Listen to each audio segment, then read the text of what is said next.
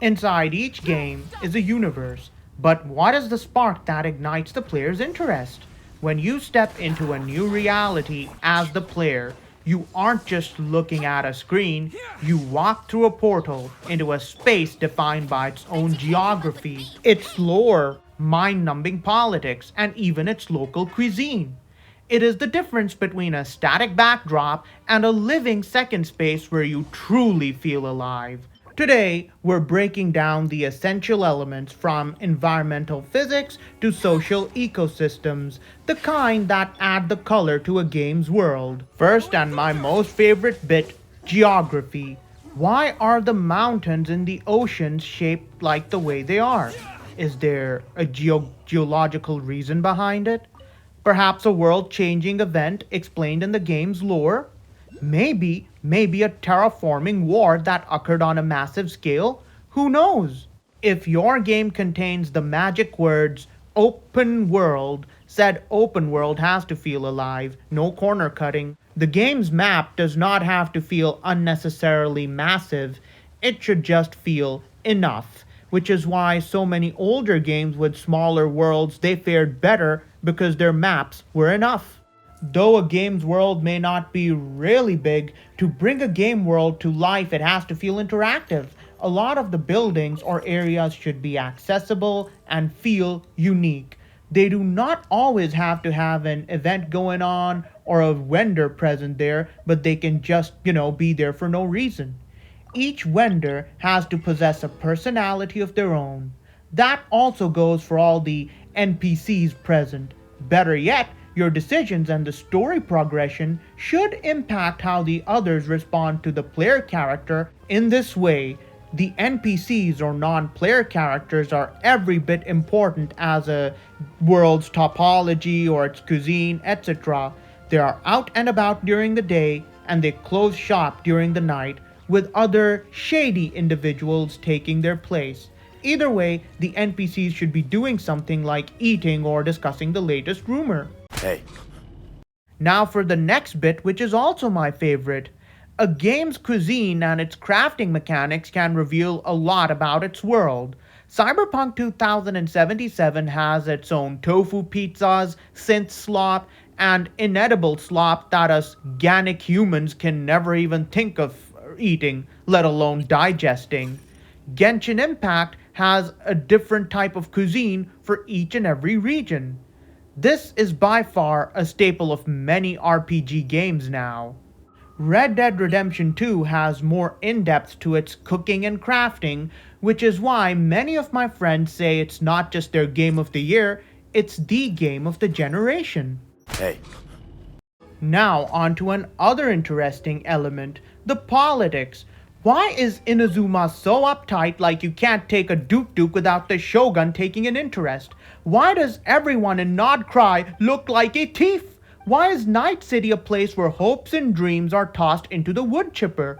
Hey, if there's gonna be sentient life forms occupying any space, there is going to be politics whether you like it or not. It just comes with a package of higher intellect. Moreover, the world should respond to the player's decisions and the story progression as it condenses across the game's storyline. Like this, the players now feel like they are a part of the world and invested in it. Hey. If a world is going to be brimming with life, the atmosphere and the ambience matter every bit. Here is where Cyberpunk 2077 excels. You are alternating between either a concrete jungle or the Badlands, or Dogtown if you've got the Phantom Liberty DLC. Either way, this ambiance reminds us that Night City doesn't give, it only takes. Hey. For a world to feel alive, it's gotta have day-night cycles and weather effects. The water has to ripple when the rain falls, the pavement has to get wet, and it sure has to get muddy. Similarly, the tall grass and tree leaves have to move with the direction of the wind. Lightning can strike at random locations. Maybe visibility is obscured during a sandstorm. Also, the character has to respond to the weather changes.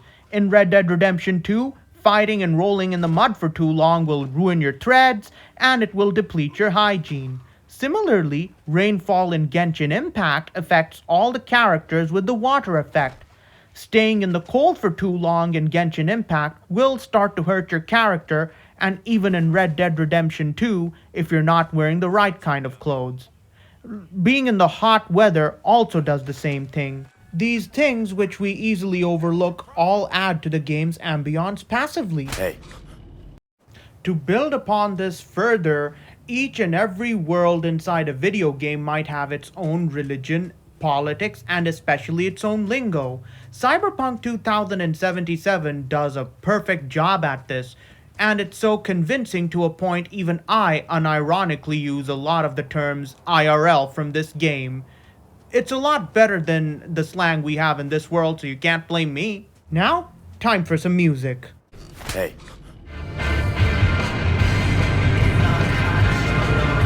This is where all the games mentioned here excel, especially this one I'm playing here called Pacific Drive. Your music is not just a simple tune playing in the background, it sets the tone, the motion of the story the storyboard team intended. Each area has its own theme. There is a different battle theme, a different ambient theme for each and every situation. I consider a game's soundtrack to be paramount in such a way that it can make or break a game. Pacific Drive is a memorable experience to me, largely because of its awesome sauce soundtrack, all brought to you by indie bands that are only dedicated to the passion of their craft. If it weren't for them and the game's wonderful soundtrack, then the game would be just another boring driving game that could.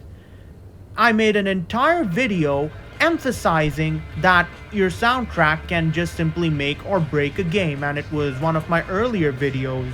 And I still consider a game's soundtrack to be very much important at the time of this video. So folks, there you have it. These are the major factors that make a digital world inside a video game come to life. Is there anything I conveniently missed out? Why not explain it to us in the comment section and pass this on to your homies? Game Trigger out.